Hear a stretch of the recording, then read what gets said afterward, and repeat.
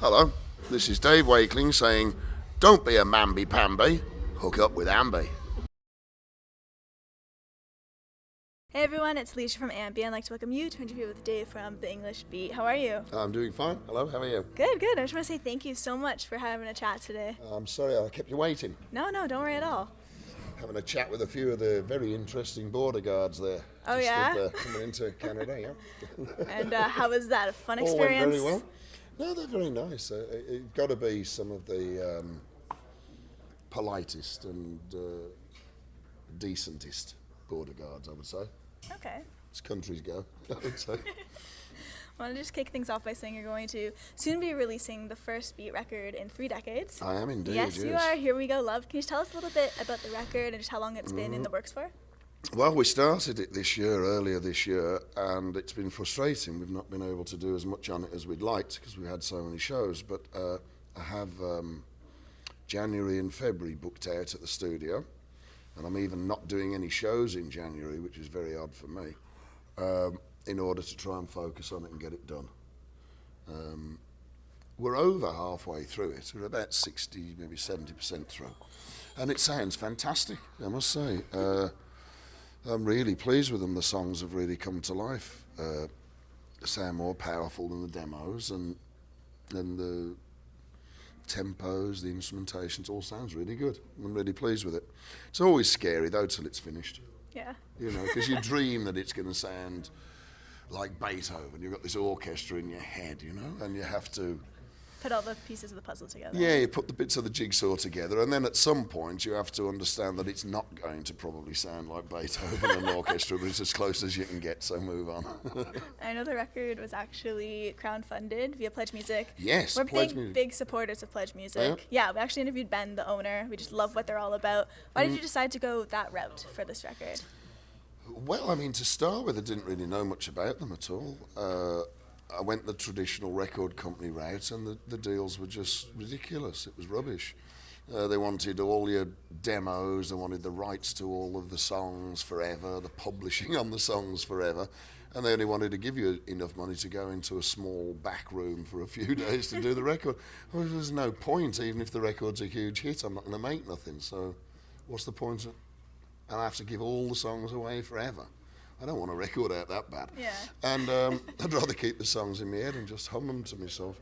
So I heard about Kickstarter, and then I heard about Pledge. And what I liked about Pledge was that I was told that they'd started off fundraising for charities and C3s, and they like to have a charitable portion. So we gave 10% over our limit to Doctors Without Borders for our campaign. And I kind of like that part of it. And I really liked meeting so many of the pledges. Met a few last night. I've had a lot of fans for 30 odd years, you know. Yeah. Very odd years. And some of them have done quite well, so they were happy to pledge like the bigger amounts and get to meet or hang at the studio. And I found out a lot about them as well, about their lives, professional lives. Very interesting. Book editors and financial advisors and all sorts. Yeah.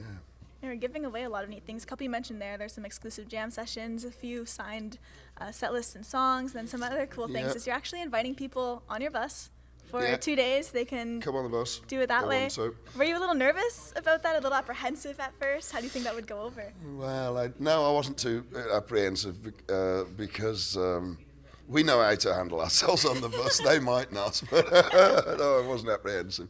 No, it would have been all right. No, they've all been really charming so far, really nice. And there's something special about the money from the record company used to feel anonymous.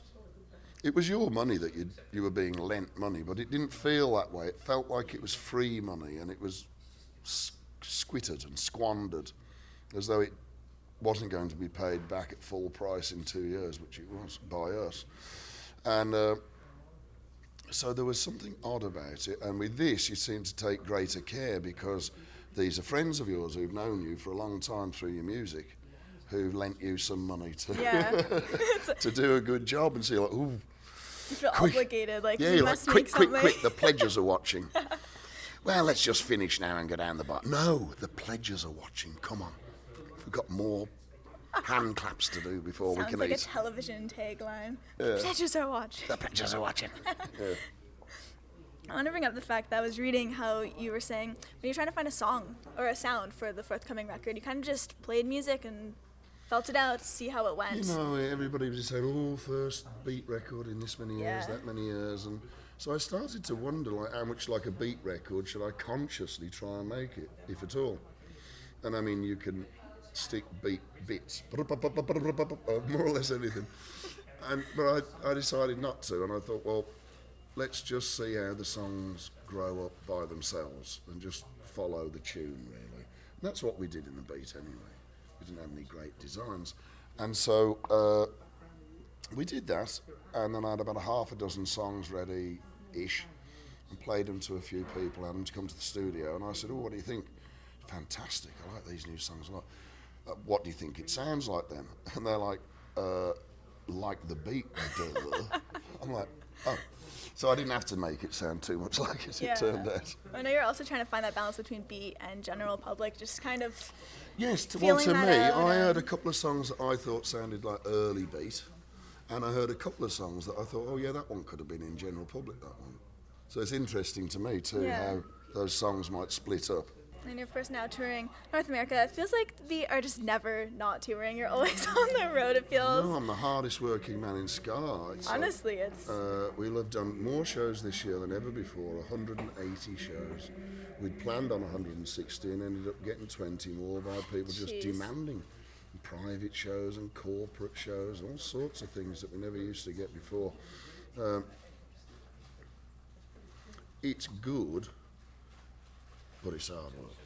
And trying to make a record at the same time as doing 180 course. shows, that's just been stupid. You know? You get home on a Sunday night from the gigs and you've got to be at the studio Monday, and I'm just sitting in the bed. You don't want to go. You don't like music. You don't like music anymore. Okay, time to go to the studio. So I've been glad of it, really, that we didn't get to do any when I got back from England. And I got about 10 days where I didn't do anything much, and then came out on this tour.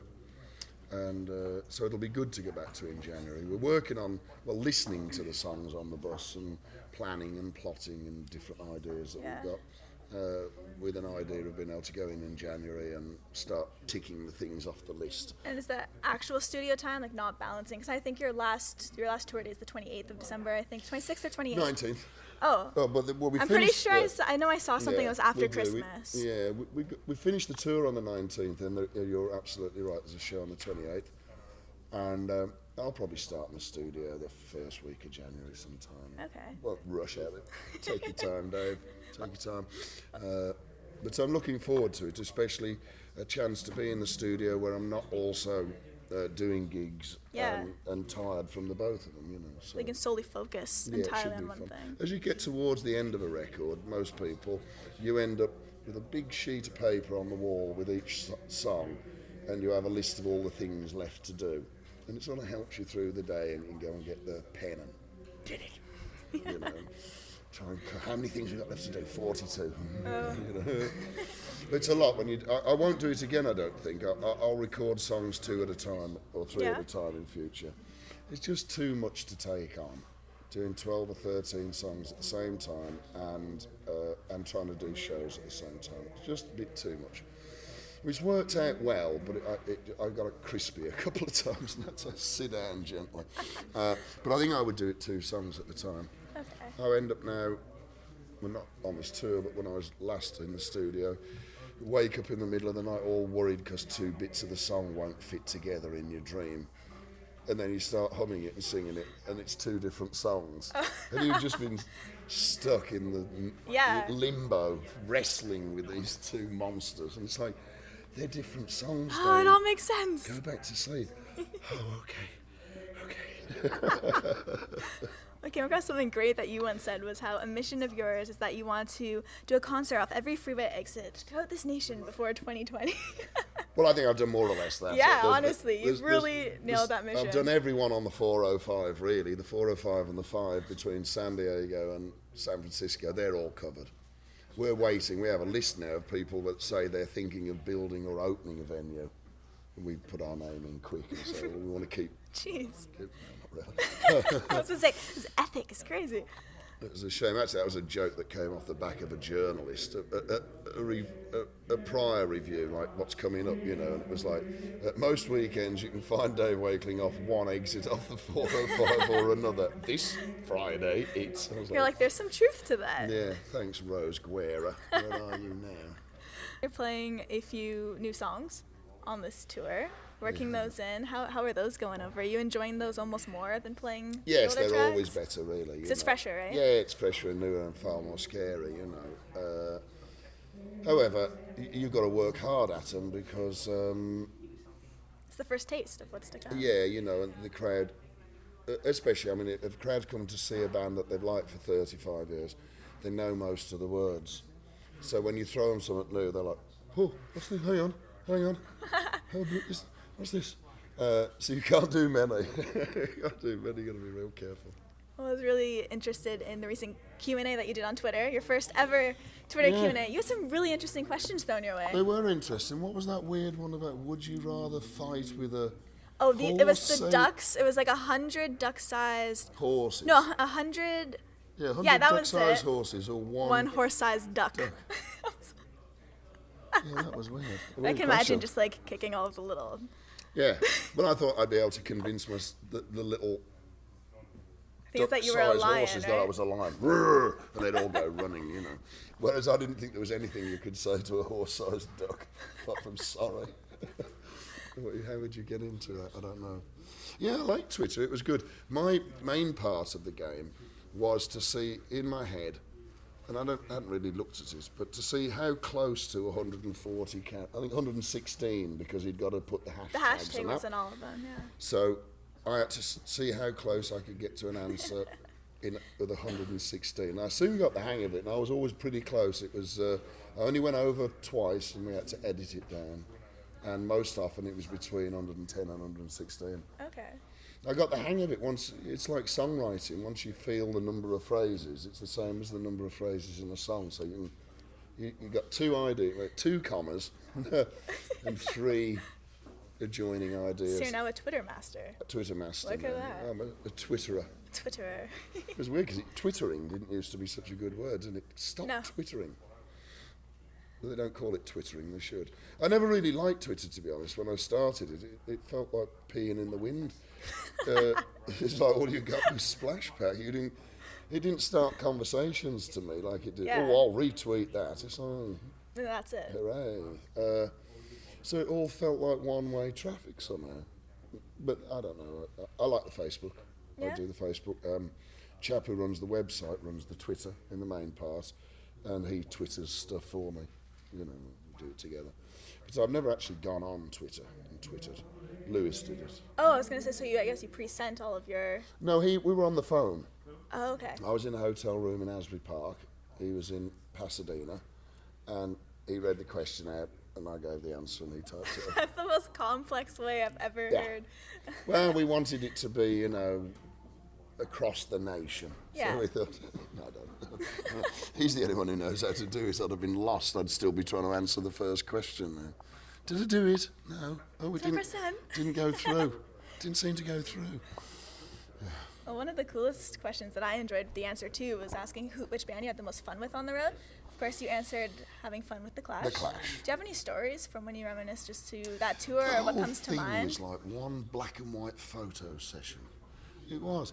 There was something about The Clash. They could just walk outside and light a cigarette, and it looked like a photograph of James Dean in black and white. Everything you did seemed like a moment of great import about something that was going to change social consciousness, was just about to happen, or in fact had just happened. And of course it never did, but you always had that sense of it. Yeah. It was great. Especially And idolizing them too. And you could roll your sleeves up and put your collar up, spit, and nobody noticed. Play being in The Clash, which was great. What? You know, do that sort of thing, which I liked a great deal. I like Mick Jones a lot. Me and him got on well. And I like Topper a great deal, the drummer, the original drummer. In fact, Topper was there. He phoned me, could I come to the studio in London when we were doing General Public's record? Yes, of course you could. All right, we'll come. I was like, we'll come when the pubs are shut then. Okay, good. See you soon then. And I was singing Tenderness that night, and him and 20 drunks came into the studio. The control room was packed, heaving with people. Producer looking really scared, and he said, "Oh, I think probably not a good time for this now, Dave. We'll just tidy some tape up and, you know, maintenance work, whatever." And they were all against it. And Top was, "Oh, so mate, you're too scared to sing, are you?" I was like, no, I'm not too scared. Right, that's it then. And we sang Tenderness 3 times and performed it to them because there was a room full of people to sing it to. And the finished version was out of those 3 takes. So I always think nicely of that. Me and Joe had some differences. Whether it was singer business or prima donna business between us, I don't know. But I was worried because punk was, you know, it was a very middle class and artsy affair, really. But then it was sold as a working class movement. But I was always a bit worried about rich kids telling young working class kids to have a riot. I want a riot of my own. And it irritated me. I was like, you know, Joe, your dad's got a big house outside London, mate. If you have a riot, you can go and stay there, can't you? I said, well, when we have a riot in Hamsworth, first thing you've got to do the next morning is walk 2 miles to go and get some milk because all the shops are burnt and it stinks. I said, you know, you want to be careful how much you're pushing that. Yeah, you know, I think you do have to be careful unless you're doing it yourself, you know what I mean? But don't be a figurehead and have other people put themselves on the line if you've got a safety net. That's all I meant by it. Yeah, thank you for sharing that. And we accepted it to a degree, and we got on a bit better later on. In later years, we got on better.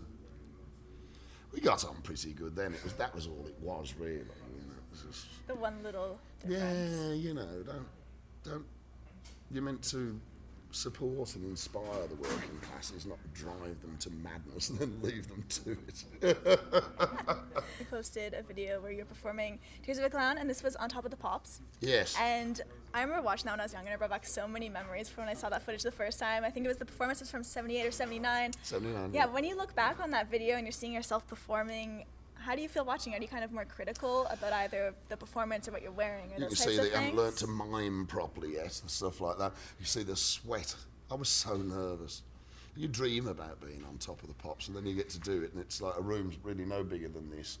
There's only a small crowd of kids that the cameramen are shoving and screaming at from one song to the get over there! Right, be happy! Next! And then the song comes on. So it was all very traumatic. And there was a telegram from Smokey Robinson in the dressing room. So we get into the dressing room, what's this? And it was a telegram, a real one, you know, with a card with this long piece of paper stuck to it. And it said, congratulations on a successful song, thank you for covering Tears of a Clown, Smokey Robinson and Jabette Music. I was like, oh my God, I've got a message, a personal message from Sir Smokey himself, you know. And then about 10 years later, I found out from somebody, that was just the publisher who sent that. What he meant was, thanks for the $250,000 you just made him. Yeah, I bet. But I did get to meet Smokey Robinson at a Grammy party many years later, introduced by Christopher Cross, who's very tall. Christopher Cross is too tall to go sailing. He's as tall as the mast. He's basketball tall. I had no idea, you know. Anyway, he introduced me to Smokey Robinson, who I suppose he could see across the room. And he introduced me, and I told Smokey Robinson that when I was a kid, I thought he had the voice of an angel. And so I tried to sing like him. And he gave me a hug. And it didn't stop. And he just kept hugging and hugging and hugging. And then Christopher stepped in and broke us up like a boxing referee. Stand back, gloves up, box on. And but anyway, I got to meet him. Smokey Robinson, my hero. Mm. It's amazing. And you were mentioning your fans beforehand when we were discussing the campaign. So for your fans who are actually be viewing our interview, is there anything that you'd like to say to all of them? Thank you. Oh, and sorry, probably. Next year is going to be a big year, I would say. It's going to be a lot of fun. There'll be lots of recordings coming out. There'll be some live stuff coming out.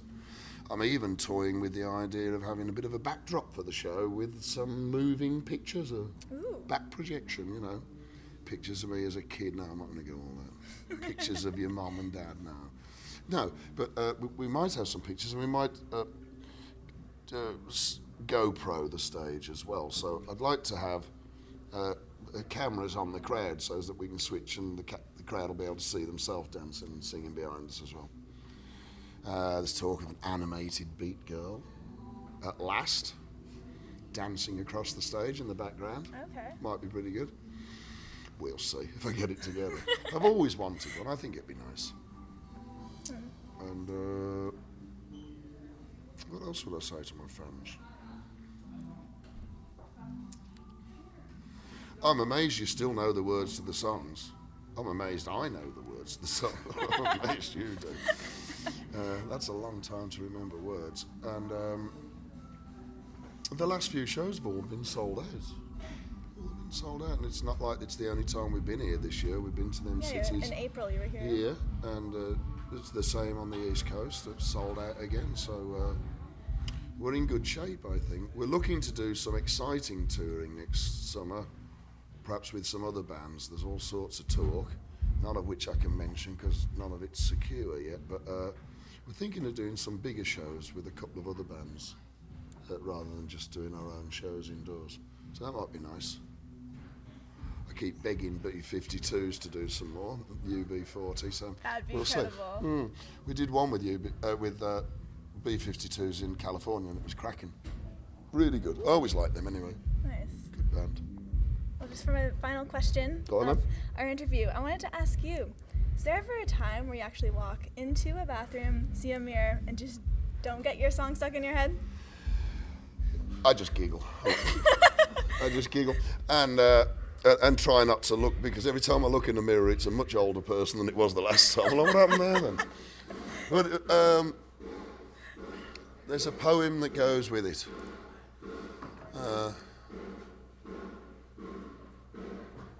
It's as sick as it's sad. No. It's as sad as it's sick. It's as sick as it's sad when you look in the mirror and see your dad. It's as sad as it's as sick as it's sad, it's as sad as it's sick. Now everything's hard except your will to live. That I may have that on my gravestone. Either that or great. sorry with a question mark. Sorry? That's a perfect note to end on. Just thank you so much for your time. A pleasure. today. Congratulations and well done. Thank you. Pop of Canada is in good hands again at last. Thank heavens, eh? Thank you very much. And remember, everyone viewing, thank you. Remember, everyone viewing can visit us at musicblogget.com for exclusive interviews, features, videos, and so much more with your favorite bands. See you next time.